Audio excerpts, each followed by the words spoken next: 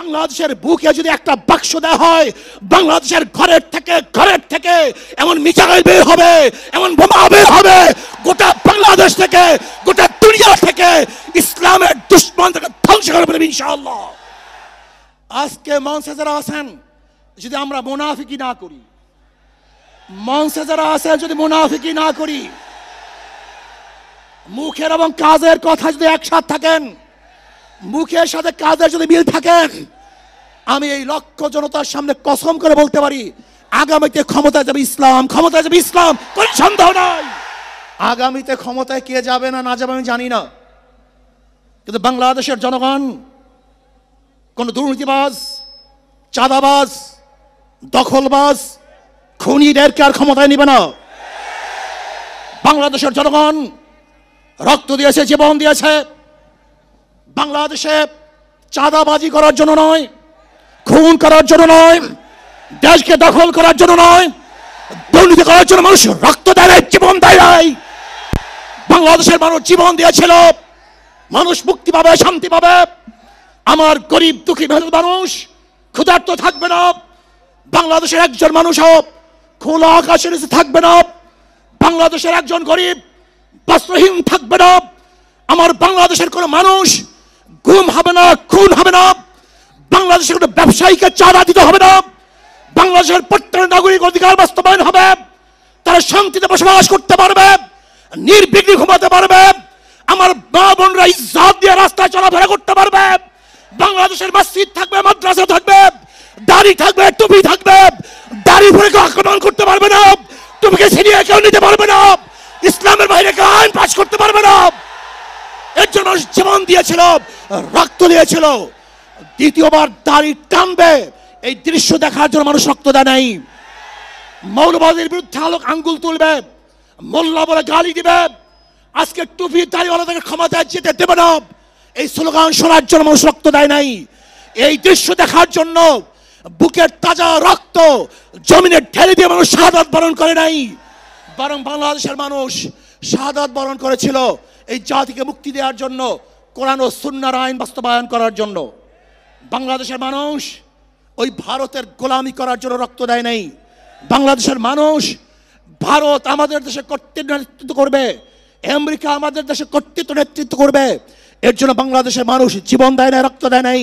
বাংলাদেশের মানুষ সাধন, তারা নিজেরা আইন প্রণয়ন করবে, নিজেরা সংসদ পরিচালিত করবে, তারা নিজেদের পায়ে দাঁড়াবে। বাংলাদেশের মানুষ জীবন দিতে পারে কিন্তু কার গোলামি করতে পারে না।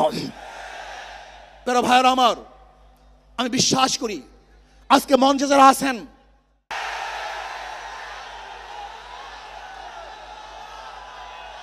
কিন্তু খবরদার যদি মুনাফিকি করি তাহলে এদেশের মানুষ সচেতন হয়েছে, এদেশের মানুষ সব জ্ঞানী হয়ে গেছে।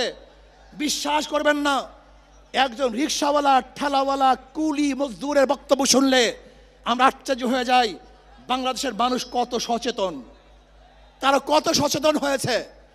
যদি আমরা মুনাফিকি না করি, যদি আমরা ঐক্যবদ্ধ থাকি, বাংলাদেশে একটা বাক্স ইসলামের নামে দিতে পারি।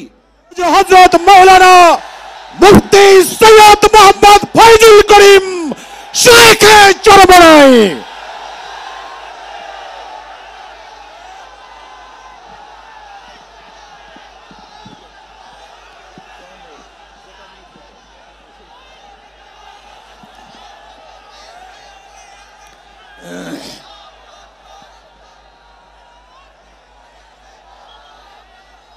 আসসালামু আলাইকুম ওয়া রাহমাতুল্লাহি ওয়া বারাকাতুহু। নাহমাদু ওয়া নুসাল্লি আলা রাসূলিহিল কারীম, আম্মা বাদ। ফাআউযু বিল্লাহি মিনাশ শাইতানির রাজীম। বিসমিল্লাহির রহমানির রহিম। ইনিল হুকমু ইল্লা লিল্লাহ। সাদাকাল্লাহুল আলিয়্যুল আযীম। সবাই পড়ি সাল্লাল্লাহু আলাইহি ওয়াসাল্লাম। ইসলামী আন্দোলন বাংলাদেশ কর্তৃক আয়োজিত আজকে মহাসমুদ্রের সম্মানিত সভাপতি আমাদের শেরে তাজ হযরত পীর সাহেব হুজুর চরমনাই দামাত বারকাতুহুল আলিয়া, মঞ্চে উপবিষ্ট জাতির শ্রেষ্ঠ সন্তান শ্রদ্ধাভাজন ওলামায়ে কেরাম, ইসলামী দলের নেতৃবৃন্দ, অন্যান্য দলের নেতৃবৃন্দ, সামনে উপবিষ্ট ইসলাম প্রিয় দেশপ্রেমী ভাইয়েরা আমার, আজকে সম্মেলন কেন? আমরা পিআর সিস্টেম নির্বাচন চাই, সংখ্যানুপাতিক হারে নির্বাচন চাই। বিএনপি কেন মানছে না? বিএনপি তো দাবি করেছে আমরা জাতীয় সরকার গঠন করব, এটা বিএনপির দাবি। আর জাতীয় সরকার গঠন করার জন্য সবচেয়ে ভালো পদ্ধতি পিআর সিস্টেম নির্বাচন। জাতীয় সরকার সর্বদলের অংশগ্রহণমূলক সরকার, আর সর্বদলের অংশমূলক সরকার গঠন হতে পারে একমাত্র পিআর সিস্টেম নির্বাচনের ভিত্তিতেই। তাহলে কেন বিএনপি মানছে না? কারণটা কি আমি তো বুঝি না। অবশ্যই বিএনপিকেও পিআর সিস্টেমে নির্বাচন মানা উচিত। সংস্কার চাই। বিএনপি বলছে আমরা সরকার গঠন করে ক্ষমতায় গিয়ে সংস্কার করব। প্রথম প্রশ্ন হলো এই, আগামীতে বিএনপি ক্ষমতায় যাবেন, এই গ্যারান্টি আপনি কে দিয়েছে? আপনি কিভাবে ভেবেছেন যারা 91 থেকে 96 পর্যন্ত ফেল করার কারণে 96 ক্ষমতায় আসতে পারে নাই, আবার 2001 থেকে 2005 পর্যন্ত দেশ চালাবার কারণে 2008-এও তারা ক্ষমতায় আসতে পারে নাই। 2001-এ বিএনপি ইশতেহার ঘোষণা করেছিল, সেই ইশতেহারের মধ্যে 10%ও বিএনপি বাস্তবায়ন করতে পারে নাই। এমনকি 2001-এর বিএনপির ইশতেহারের 1 নম্বর শর্ত তারা পালন করতে পারে নাই। আমি বিশ্বাস করি